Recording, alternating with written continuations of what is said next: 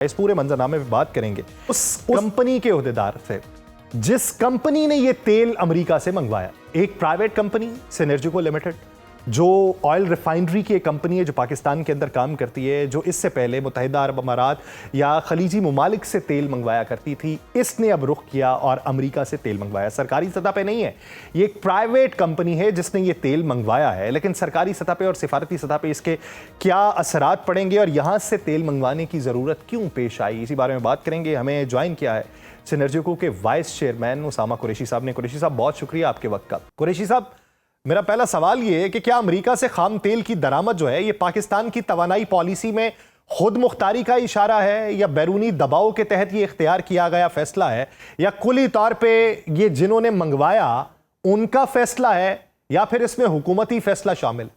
Thank you Yasir, काफ़ी relevant सवाल है आपका। देखें, सबसे पहले मैं ये क्लियर कर दूं कि सिनर्जी को सब प्राइवेट रिफाइनरी और जो भी डिसीजन होते हैं उसके मेनली उसमें कमर्शियल एस्पेक्ट को कभी भी इग्नोर नहीं किया जाता। अमेरिका से बिल्कुल तेल पहली दफ़ा पाकिस्तान में जो है वो इंपोर्ट हुआ है और कल वो जहाज पहुंचा है हमारी पोर्ट के ऊपर। और इसका बैकग्राउंड सा बता दूं, अप्रैल में हमें गवर्नमेंट ने तमाम रिफाइनरीज को तकरीबन ये कहा था कि हम एक्सप्लोर करेंगे कि क्या अमेरिकन क्रूड हमारे लिए वाइबल है कि नहीं है। हमने अप्रैल से इसके ऊपर देखना शुरू किया और कोई 1 अगस्त को जाके हमें कुछ वैल्यूज दिखी, क्योंकि आपको पता है ऑयल प्राइसेस जो है वो फ्लक्चुएट करती रहती हैं, उसके जो मार्जिन है वो फ्लक्चुएट करते रहते हैं, और जो उससे रिलेटेड क्रैक्स होते हैं वो फ्लक्चुएट करते रहते हैं। तो 1 अगस्त को हमने एक डील फाइनल की थी वीटॉल के साथ, जो कि दुनिया का एक one of the strongest trader है, ऑयल ट्रेडिंग जाइंट है। उसके साथ हमने डील फाइनल की फॉर द फर्स्ट कार्गो, जो कि कल पहुंचा है। ये 1 अगस्त को डील फाइनल हुई थी। 14 सितंबर को इसकी लोडिंग हुई ह्यूस्टन में, एंड उसके बाद ये कल पाकिस्तान की वाटर्स में पहुंचा है और कल हमारी अपनी जो SPM है उसके ऊपर बर्थ हुआ है। इसमें अगर आप कहें कि ये फैसला कोई किसी के दबाव में हुआ है या किसी के प्रेशर से हुआ, तो बिल्कुल ऐसी बात नहीं है। हाँ, मोटिवेट जरूर किया था गवर्नमेंट ने हमें टू लुक फॉर अपॉर्चुनिटीज कि हम US क्रूड एक्सप्लोर करें, और ये बिल्कुल फाइनेंशियली वाइबल है। इसी की वजह से हम जो है वो इस क्रूड को पाकिस्तान लेके आए हैं, और ये इस माह जो है वो इसकी रिफाइनिंग भी शुरू कर दी गई है। यानी कुरैशी साहब, अब अगर वायबल की बात है तो अमेरिका की तरफ इशारा भी हुकूमत नहीं किया होगा ना? बसूरत दीगर तो रूस से भी सस्ता तेल मिल रहा है खत्ते के अंदर, तो वो तो कंपनी नहीं ले सकती होगी। देखिए, रूस के तेल की और अमेरिका के तेल के कंपैरिजन, देखिए दुनिया के जहां जहां तेल प्रोड्यूस होता है, इवन पाकिस्तान में जो भी तेल प्रोड्यूस होता है, पाकिस्तान में भी तेल आपको पता है 50-55 हजार बैरल्स पर डे तेल की प्रोडक्शन होती है जो हमारी ENP कंपनीज बनाती हैं। हर जगह के ग्रेड्स डिफरेंट है, हर जगह की स्पेसिफिकेशन डिफरेंट है। वो स्पेसिफिकेशंस जो है वो यील्ड का तयन करती है कि इस क्रूड में से कितना पेट्रोल निकलेगा, कितना डीजल निकलेगा, कितना फ्यूल ऑयल निकलेगा, कितनी LPG निकलेगी और कितनी बाय प्रोडक्ट्स निकलेंगी। ये हर क्रूड की स्पेसिफिकेशन के ऊपर वेरी करता है। रशिया में भी कोई 18-20 ग्रेड के क्रूड्स हैं, जिसमें कोई लाइट क्रूड है, स्वीट क्रूड है, कोई बहुत हैवी क्रूड्स हैं।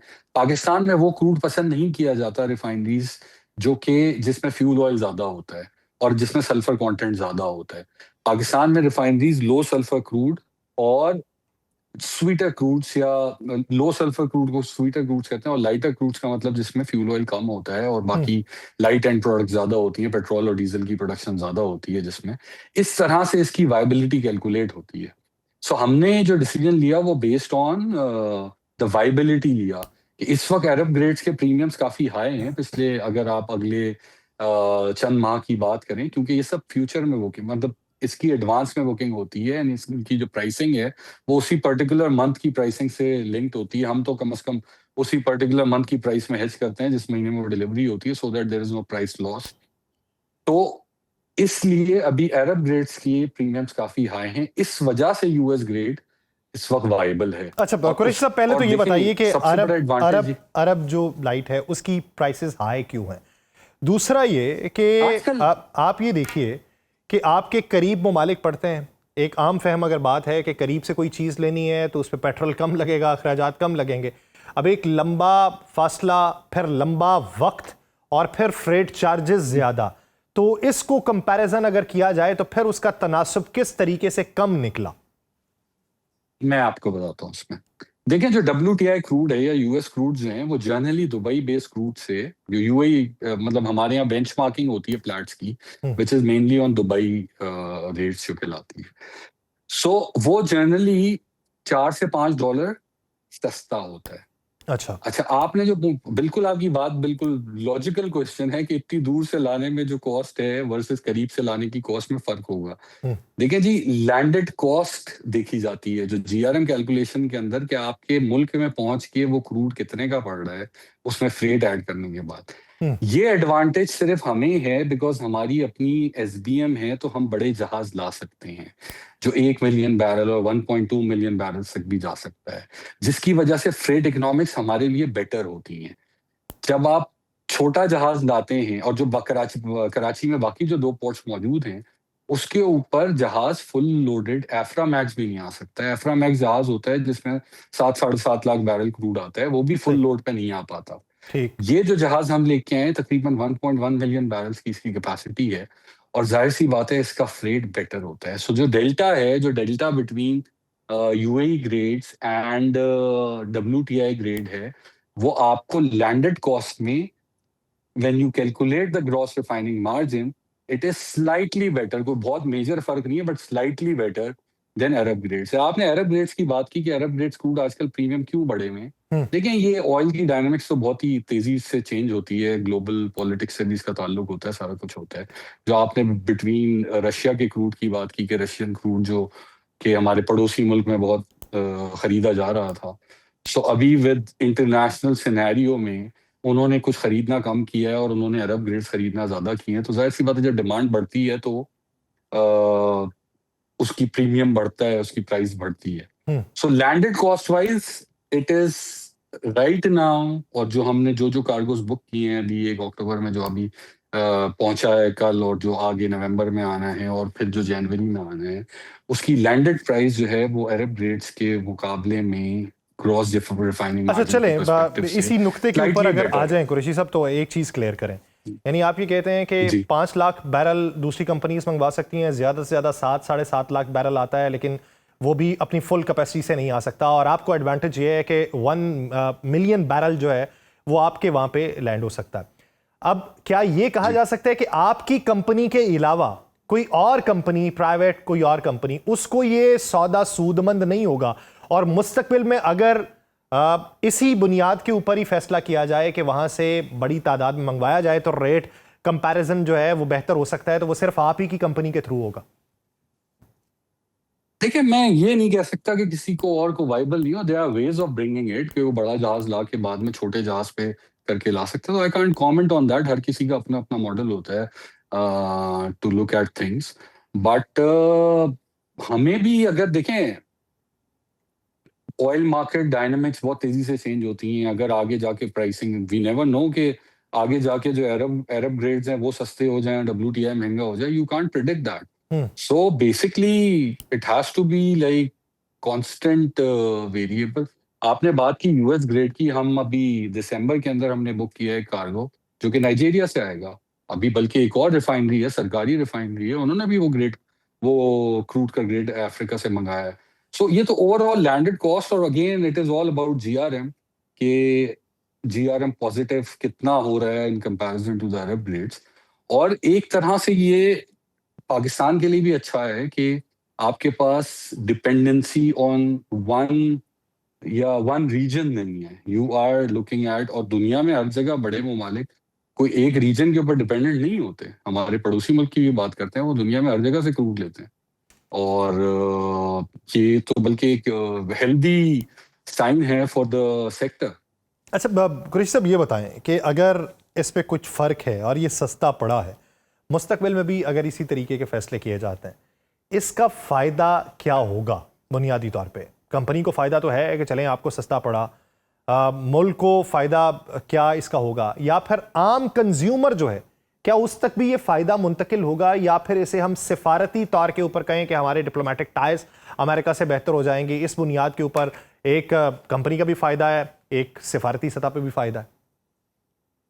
देखिए सिफारती सतह का फायदा का तो मैं कमेंट नहीं कर सकता, I am not expert on that, but obviously एक ट्रेड बैलेंस होता है ना, अभी एक trade balance between two countries के, दोनों कंट्रीज के बीच में इंपोर्ट एक्सपोर्ट में भी डिफरेंस है, सो ऑब्वियसली वो बेटर होगा तो ओवरऑल उसका इम्पैक्ट इकोनॉमी पे भी होगा।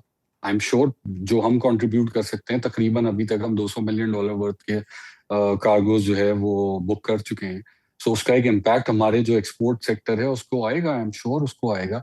जहां तक आपने पब्लिक की बात की कि उसका पास ऑन, देखें 1 मिलियन बैरल बहुत छोटा नंबर होता है, कुछ मतलब we are one of the 5 refineries, so it is not कि हम खाली प्रोड्यूस कर रहे हैं वही अवाम को बिक रहा है। और दूसरा जब बास्केट में कैलकुलेट होता है तो उसका जो मैकेनिज्म है, उसका जो फॉर्मूला है, जो रेगुलेटर तय करता है, वो प्रीफिक्स फॉर्मूला है और उसी की बेसिस के ऊपर चलता है। तो इतने मतलब 2 कार्गो या 1 कार्गो से कोई मेजर डिफरेंस नहीं बन सकता। और इसकी जो again it's a technical matter of tariff कि ये इस तरह से पास ऑन हो नहीं सकता। दूसरा आपने जो ट्रेड बैलेंस वाली बात है, that's one of the biggest advantage, that's why government जो है वो ने सबको मोटिवेट किया था कि टू लुक फॉर अपॉर्चुनिटी कि अगर हम यूएस क्रूड इंपोर्ट कर सकते हैं सो व्हाई नॉट। अच्छा, और एक डाइवर्सिफिकेशन भी है। मार्केट के अंदर अगर आपने किसी से कोई चीज़ खरीदनी हो, आपका पुराना ताल्लुक हो, तो उसकी बुनियाद के ऊपर बहुत सारे मौक़ों के ऊपर आपको कुछ रिबेट पे मिलता है, या आपके अगर ऑर्डर्स हैं वो जल्दी पास ऑन हो जाते हैं। जब आप एक बड़ी मार्केट से ख़रीदते रहे और अब दूसरी मार्केट की तरफ रुजू कर रहे हैं, तो इससे क्या वो ताल्लुकात में भी कुछ कशीदगी होती है, या फिर इस मार्केट में इसका कोई लेना देना नहीं? सर कोई लेना देना नहीं है इस चीज का, these are all international pricing. इसके अंदर किसी पॉलिटिकल या सिफारती चीज का कोई लेना देना नहीं। It's a commodity which is being traded at the international prices, everyone does it. Pakistan में पहली बार हुआ। और दूसरा एक चीज मैं आपको क्लियर कर दूं, वादे कर दूं, हमने कभी भी ये नहीं कहा कि सस्ता मिला है। सस्ता कोई नहीं देता आपको फ्यूल, या सस्ती सस्ती कमोडिटी कोई भी नहीं देता। It has to be always competitive. उसकी वाइबिलिटी या उसकी जो प्रॉफिटेबिलिटी है वो in comparison to other specific commodity जो आपके पास अवेलेबल है वो देखनी पड़ती है। तो ये कहना सही नहीं है कि कुछ सस्ता ले लिया। सस्ता लेना इज नॉट द जो मार्केट कम प्राइस। बस आप आवाम को ये बता दें कि हमने महंगा नहीं लिया, उनकी तसल्ली और तशफ़ी इसी बात में ही है। सस्ते की बात तो एक अलग से। देखिए जी, एक इस बात का बड़ा जवाब है, we are a private company, why would we buy something which is expensive or which is not profitable or which is not viable for the company, so it is not the case. ठीक, so we have to see that कोई loss के लिए तो business नहीं करता ना।